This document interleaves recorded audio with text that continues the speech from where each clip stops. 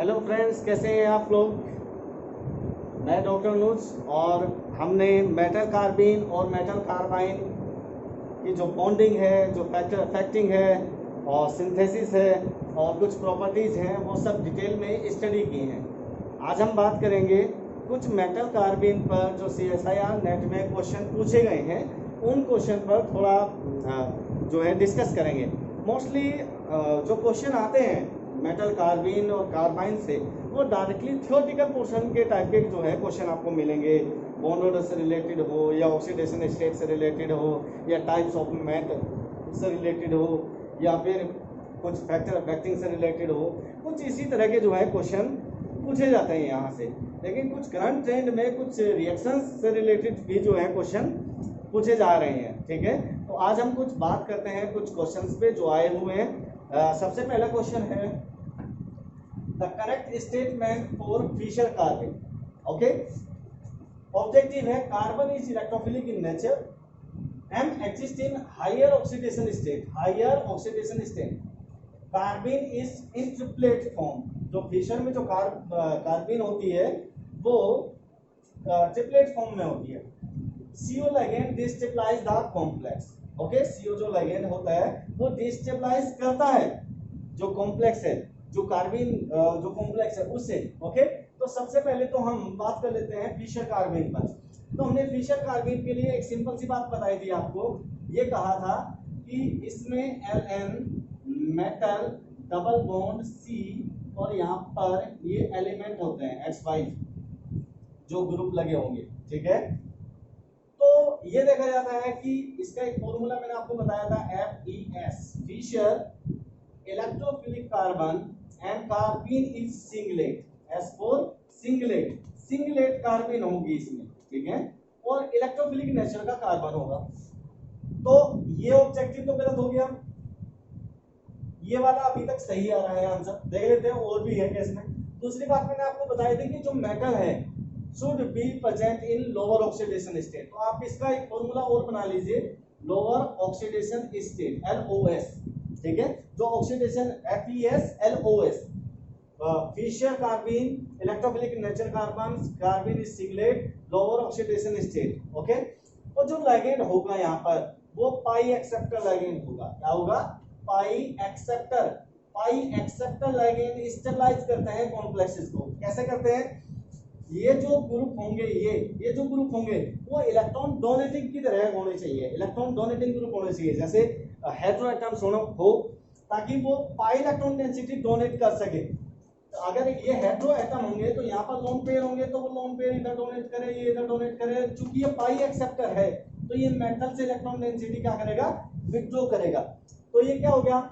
ये donor atom होना चाहिए, जैसे ऑक्सीजन, नाइट्रोजन या फिर कोई हैलोजन या फिर कोई कंजुगेटेड सिस्टम जैसे विनाइल हो गया। ओके, तो ये जो ग्रुप है वो पाई डोनर होने चाहिए, पाई डोनर। और कार्बन सिंगलेट फॉर्म में होगी और मेटल जो है वो लोअर ऑक्सीडेशन स्टेट में हो, और ये लिगेंड पाई एक्सेप्टर लिगेंड होना चाहिए, ताकि ये इस इलेक्ट्रॉन डेंसिटी को खींचकर ये इलेक्ट्रॉन डेंसिटी इधर शिफ्ट होगी, फिर ये इलेक्ट्रॉन डेंसिटी मेटल पर शिफ्ट होगी और मेटल से ये पाई एक्सेप्टर अपनी तरफ इलेक्ट्रॉन डेंसिटी को खींच लेगा। तो इस तरह से इस कार्बन की नेचर इलेक्ट्रोफिलिक बन जाती है। तो इसलिए FeS में जो कार्बन होता है वो इलेक्ट्रोफिलिक नेचर का होगा। तो metal should be in lower oxidation state. अगर ये हायर ऑक्सीडेशन स्टेट में हुई तब ये प्रोसेस पाई एक्सेप्टिंग की नहीं हो पाएगी। तो ये क्या होगा? ये भी ऑब्जेक्टिव आपका गलत हो गया। और CO चूंकि पाई एक्सेप्टर सिग्मा डोनर है, तो पाई एक्सेप्टर तो इसे स्टेबलाइज कर रहे हैं ना, डिस्टेबलाइज तो नहीं कर रहे हैं ना। पाई एक्सेप्टर स्टेबलाइज कैसे करते हैं? Conjugation, I mean electron density को विथड्रॉ करके फ्रॉम द हेटेरो एटम। तो ये ऑब्जेक्टिव भी गलत हो गया। ये स्टेबलाइज करता है, ना कि डिस्टेबलाइज करता है। तो इसलिए पहला ऑब्जेक्टिव आपका सही आंसर है। समझ गए? तो आप याद रखिएगा फिशर कार्बन के लिए पाई एक्सेप्टर FeS LOS। ठीक है, जो लिगेंड है वो पाई एक्सेप्टर होना चाहिए फिशर में, मेटल से जो अटैच जो अदर लिगेंड होंगे। ओके, और जो मेटल है वो लोअर ऑक्सीडेशन स्टेट में होगी, कार्बन इलेक्ट्रोफिलिक नेचर का होगा via pi acceptor tendency of ligand, other ligand. Okay, और लोअर ऑक्सीडेशन स्टेट में जो होगा मेटल होगा, कार्बन जो होगी वो सिंगलेट स्टेट में होगी। ओके, दूसरी बात, दूसरा क्वेश्चन है रिएक्शन ऑफ CP साइक्लोपेंटाडाइनिल, ओके, और TA मेटल है और Me2 जो लिगेंड है वो मिथाइल ग्रुप लगे हुए हैं दो, और आयोडीन दैट इज 1 पॉजिटिव और ये 1 नेगेटिव, ओके। तो ये इसने दिया हुआ है यहाँ, और हेप्टिसिटी कितनी रखी है उसने 5 दे दी है, इसकी हेप्टिसिटी 5, okay. Reaction of this with NaOMe, अब हम जानते हैं Na 1 पॉजिटिव फॉर्म में रहता है और OMe नेगेटिव हो जाएगा, तो ये एक स्ट्रॉन्ग बेस की तरह बिहेव कर सकता है। यील्ड यानी कि इसकी रिएक्शन इसके साथ कराने पर क्या बनेगा इनमें से वो हमें बताना है, तो मैं इस रिएक्शन को इधर कर लेता हूं, ध्यान से देखो, इस रिएक्शन को मैं इधर कर लेता हूं। अगर हम ध्यान से देखो तो ये क्या है, TA मेटल है और दो Me ग्रुप लगे हुए हैं, एक Me CH2 CH3 और CH3, ओके, और Cp यानी कि साइक्लोपेंटाडाइनिल CpNCp, ओके। अब यदि हम इसमें इलेक्ट्रॉन्स को काउंट करें, कितने इलेक्ट्रॉन्स होंगे इसमें, ठीक है, तो अगर हम इसमें इलेक्ट्रॉन्स को काउंट करें तो ये किस फैमिली का होता है एलिमेंट,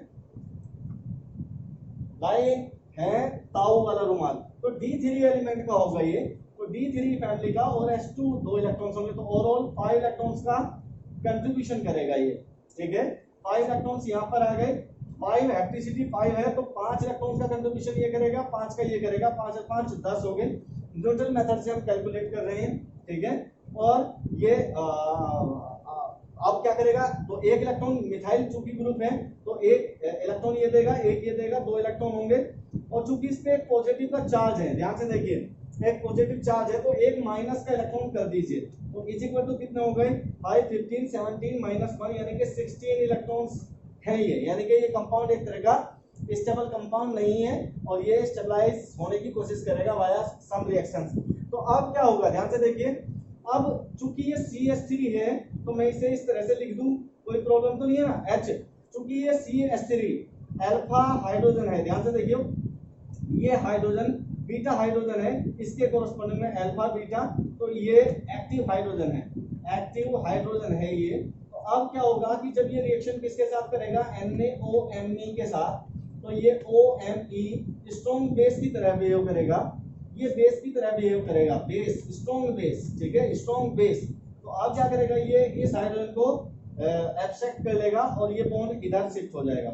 समझ में आ गई इतनी बातें, तो ध्यान से देखिए क्या बना, क्या बना, ध्यान से, CpNCp और TA डबल बॉन्ड CH2 और Me बना है, समझ गए।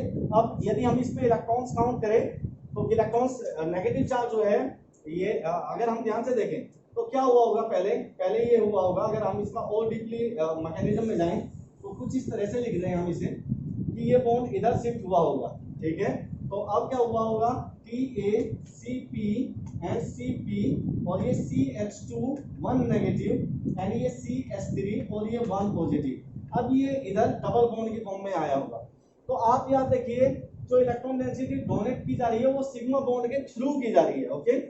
तो अब ये क्या हुआ कि Cp और Cp और TA and CH2 and Me, okay, यानी कि CH3, ठीक है, Me लिख देता हूं क्योंकि यहाँ Me लिखा हुआ है आंसर में, Me, ठीक है। तो ये बन गई है आपकी ना, तो आप इसमें इलेक्ट्रॉन अगर काउंट करना चाहते हो एक बार 18 इलेक्ट्रॉन भी काउंट कर लीजिए, और 5 5 + 10 प्लस ये कितना हो गया, अभी बताया था आपको, D3 फैमिली का यानी कि 5 इलेक्ट्रॉन्स देगा, प्लस 2 इलेक्ट्रॉन एल्कीन से आ गए 2 और प्लस 1 इलेक्ट्रॉन Me से आ गया, तो कितना हो गया 10 12 और 6 18 इलेक्ट्रॉन्स को ये क्या कर रही है, फॉलो कर रही है, ठीक है। तो ये क्या हो गई, एक तरह की मेटल कार्बाइन बन गई।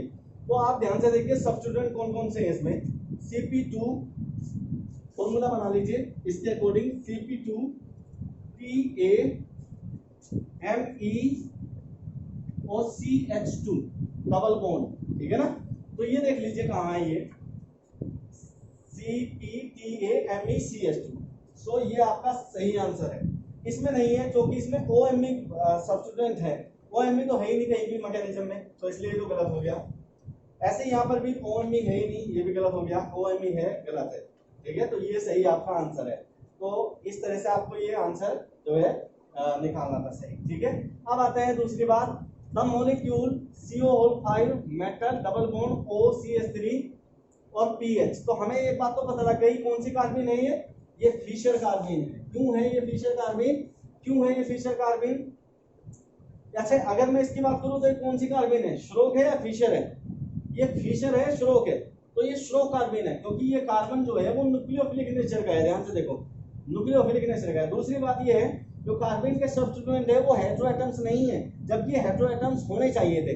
तीसरा जो साइन है वो कौन सी साइन, वो है सीपी जो है वो पाई एक्सेप्टर लिगेंड नहीं है। सीपी पाई एक्सेप्टर लिगेंड नहीं है, जबकि फिशर के लिए पाई एक्सेप्टर लिगेंड होना जरूरी है। तो इसलिए जो कार्बन है वो श्रोक कार्बन है, न कि फिशर कार्बन। समझ गए ना? तो ये एक श्रोक कार्बन है। श्रोक कार्बन की कंडीशन जस्ट फिशर कार्बन के ऑपोजिट हो जाएगी, except oxidation state should be lower oxidation state, okay, या लोअर स्टेट, ओके। तो फिशर वाली में जो लिगेंड होंगे, अदर लिगेंड होंगे, वो पाई एक्सेप्टर होना चाहिए, लेकिन श्रोक में वो पाई एक्सेप्टर नहीं होना चाहिए, एक बात। दूसरी बात, जो फिशर में जो कार्बन के जो सब्स्टिट्यूएंट हैं वो हेटेरोएटम होने चाहिए ताकि वो पाई इलेक्ट्रॉन डेंसिटी डोनेट कर सके, यानी कि पाई डोनर होने चाहिए। लेकिन श्रोक में ये नॉन पाई डोनर होने चाहिए, ठीक है। तीसरी बात, जो फिशर कार्बन में जो कार्बन होती है वो सिंगलेट फॉर्म में होती है, लेकिन श्रोक कार्बन में जो कार्बन होती है वो ट्रिपलेट फॉर्म में होंगी। समझ गए?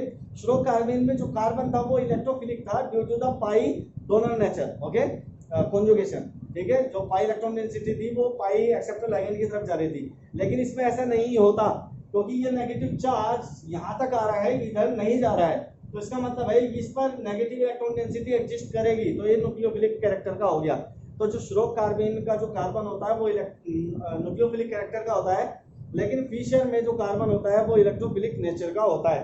दूसरी बात आप ध्यान चाहिए, तो हमें ये पता लग गया कि पाई एक्सेप्टर लिगेंड है, हेटेरोएटम है, तो इसका मतलब ये फिशर कार्बन होगी। और फिशर कार्बन की कैरेक्टरिस्टिक होती है पीएस, यानी कि इलेक्ट्रोफिलिक कैरेक्टर का कार्बन होगा है और सिंगलेट कार्बन होगी।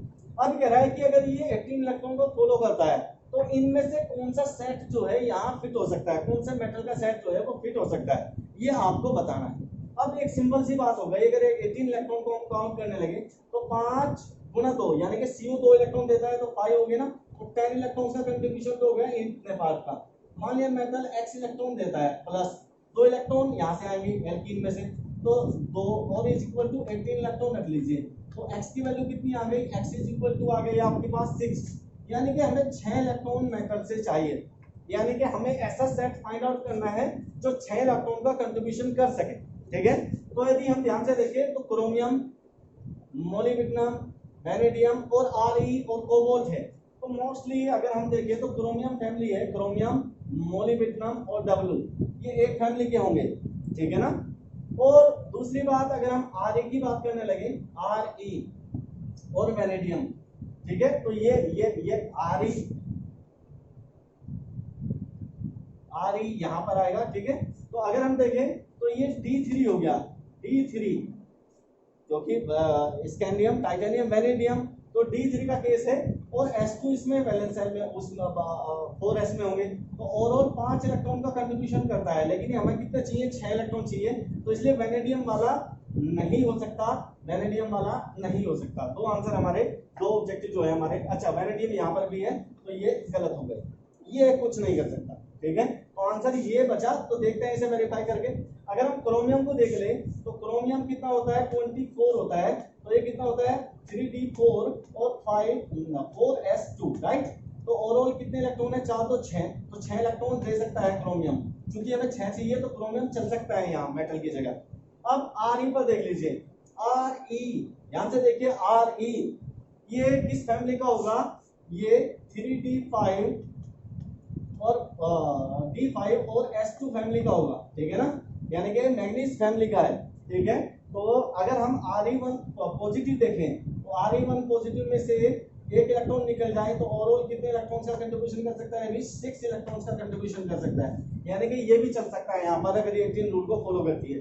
तो आपका जो सही आंसर है वो ये हो गया, पहले वाला जो आपका आंसर है वो करेक्ट आंसर है, ठीक है। तो आपको कुछ इस तरह से जो क्वेश्चन आएंगे आपके सिर्फ कॉन्सेप्ट क्लियर होने चाहिए, I mean, आपको एक एक लाइन याद होनी चाहिए, फिशर कार्बन, श्रोक कार्बन क्या क्या कंडीशन है, उनकी सिंथेसिस क्या है, सिंथेसिस में से भी अब क्वेश्चन आ रहे हैं, तो तो आपको सिंथेसिस का लेक्चर मैंने बनाया हुआ है, मेटल कार्बिन और कार्बाइन दोनों की सिंथेसिस पर लेक्चर है, आप उसे ध्यान से देखिए तो आपकी सिंथेसिस क्लियर हो जाएगी और वहां से भी डायरेक्ट क्वेश्चन आ रहे हैं, तो आप जरा ध्यानपूर्वक जो है चीजों को देखिए और समझिए और ये हो जाएगा, कोई इतनी बड़ी बात नहीं है, बस आप कॉन्सेप्ट को अच्छे रखिए।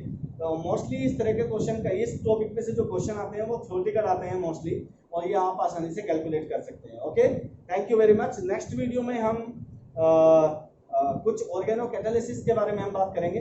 अभी तो इसका नेक्स्ट लेक्चर जो है वो मेटल कार्बाइन पर, अगर कोई नेट जरा पे क्वेश्चन आए हुए हैं तो मैं उन्हें डिस्कस करूंगा, अदरवाइज ऑर्गेनोमेटलिक कैटालिसिस में हम जाएंगे। Okay, thank you very much for watching.